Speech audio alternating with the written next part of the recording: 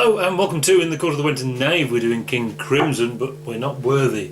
And it's just a little review, a journey through the catalogue. We're doing Hyde Park, the Hyde Park show.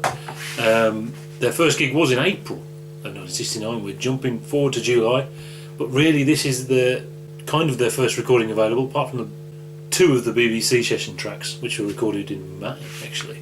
So they're the earliest recordings, but this is the earliest show we have, perhaps surprisingly, because obviously they're playing Hyde Park, supporting the Rolling Stones, and criminally not recorded at all, apart from a tiny snippet of silent cine film, and the Stones were recorded in full colour, which is typical, but it means that this is all we have, and it is an audience recording, I think, but it's a very, very good audience recording for 1969, so I wonder if it's done by someone involved with the band or something.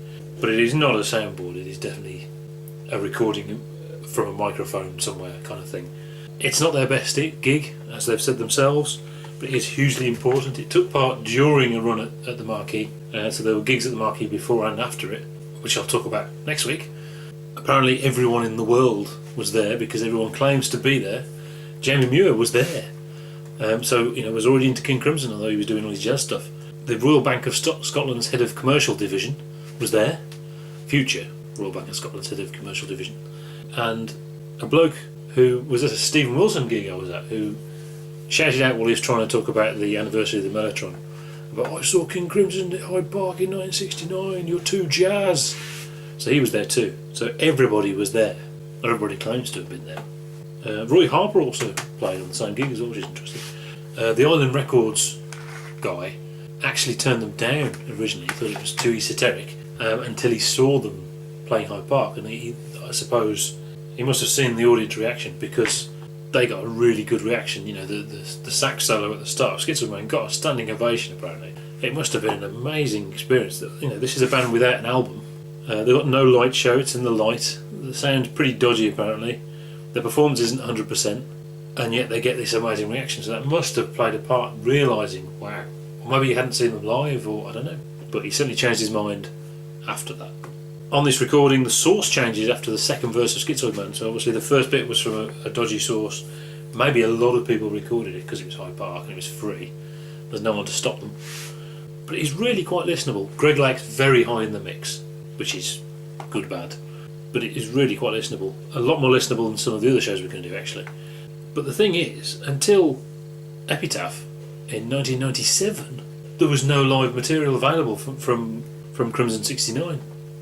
Bizarrely, I mean, they're so good live, obviously, and it's a live band, and they hadn't captured it on the album, and yet nothing was released. The BBC, I assume, must have played their tracks, the 4 tracks they had at some point, but other than that, that was it. And we'll talk more about, obviously, the absence of live albums, and then the lack of absence of live albums later on. Interesting little fact about it, it was Collectors Club number 12, and it was delayed. And if, like me, one of these people who had to have them all, I need all the numbers in a sort of OCD kind of way, was kind of painful. And it's happened subsequently with Club 42, which never came, and the Collectors Club's kind of finished, or it kind of stopped with the Argentina 94, and which is fantastic DVD. But supposedly it was because one of the original members protested about its release. Now there's a bit of disagreement because they had, with Epitaph release, they did a bit of press and so forth, and I think Fripp at one point kind of left the rest of the band out in the cold or waiting up on a roof or something while he did his interviews, and then went home, and then they could come in and do their interviews to avoid them apparently. And there was a bit of that going on, so I don't know if it was related to that. It may well have been Greg Lake who protested about this release. We don't know. It's never been revealed who it was, but he is very critical of DGM. This isn't their best performance, and he is very high in the mix, although he's brilliant, because he was always brilliant in 69, wasn't he? But we don't actually know. I mean, the other thing was that following that period, Fripp wanted a reunion, but he wanted Giles MacDonald and John Wetton to do a tour, because he felt he'd been listening to all this old stuff and he wanted to play some of it. I can see the logic of that, in that Greg Lake wouldn't play the 1970 to 74 stuff, so by having John Wetton there, they can play any of the stuff from 69 to 74 at least. But of course there's a personal thing there, because he obviously means he's fobbing off Greg Lake. Maybe that didn't go down well. That's the impression I get. It does seem to be resolved now. I think there was something in Fripp's story about playing on a session with Greg Lake, so that's cool. So yeah, King Crimson live at Hyde Park. This was a big moment commercially, obviously, in front of so many people. The opening song was 21st Century Schizoid Man. Can you imagine? Can you imagine being there? Like I said, Ian McDonald got a standing ovation after his sax solo. This is a band nobody knows. They haven't got an album out. I mean, actually, the sax solo he plays isn't great compared to some of the others. Like I said, it's not one of the best performances, so you know.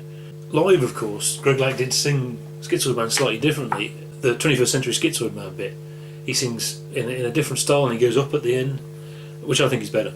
I think it's actually better. I don't know why he sung it differently on the album, who knows. Perhaps they thought it needed to be heavier.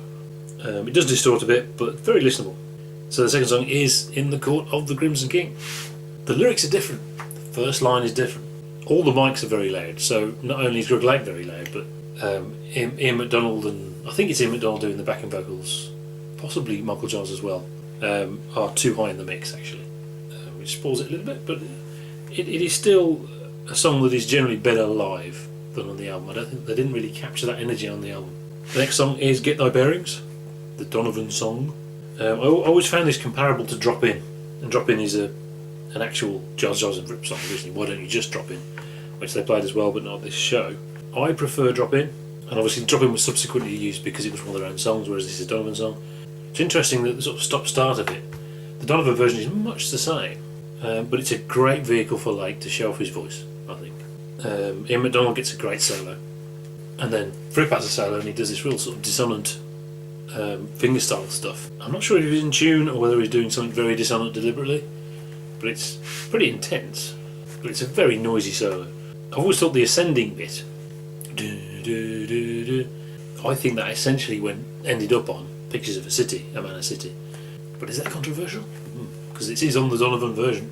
I think they played this too long. I think having all those solos on there was too long, and I prefer Drop In, but there you go. We'll talk a bit more about that song later, obviously. Track 4 is Epitaph. So technically this is the first time we've heard Epitaph live. At this point he sung it differently, so they didn't do the very quiet bit at the start. It started right up loud at this point. That was just the way they were playing it. I think maybe Greg Lake sounded a bit nervous. I mean, he was always awesome anyway, so it kind of doesn't matter. But it's interesting to hear that. It's not something you associate with Greg Lake, obviously.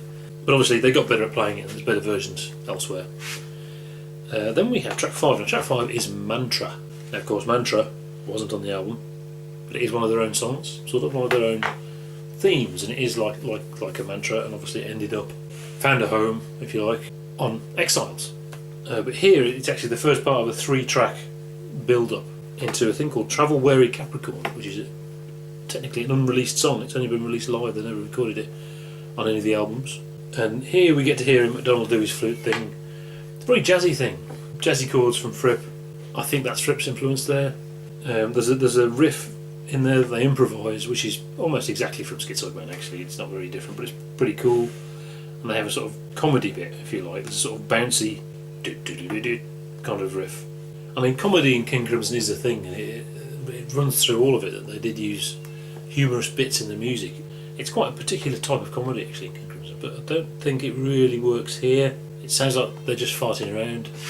Plus, I mean, I like some of the improvisations by this lineup, certainly live, but they're not master improvisers. They're not really an improvising band. It's probably good that they were doing it, but they would have got better at it, I think, and they never had the chance to. And then finally, track 7 is Mars. So the idea is we've got Mantra, Travel Weary Capricorn, Mars, fit together as a thing, and a building into the concert. In retrospect, does it seem kind of too obvious to do Mars? But of course, it hadn't been done at that point, and it fits so well with the feel of King Crimson.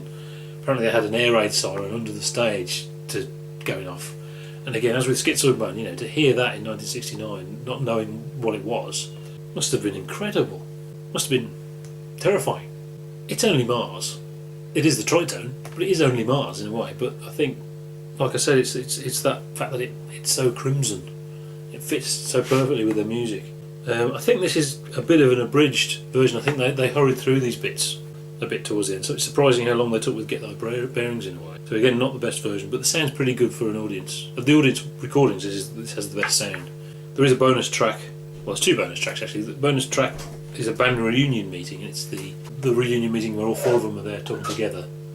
And then there's also the instrumental version of Schizoid Man, which seems a bit pointless putting it there. It doesn't belong there. It's obviously now it's on the 40th anniversary, so you know, don't know why it's there.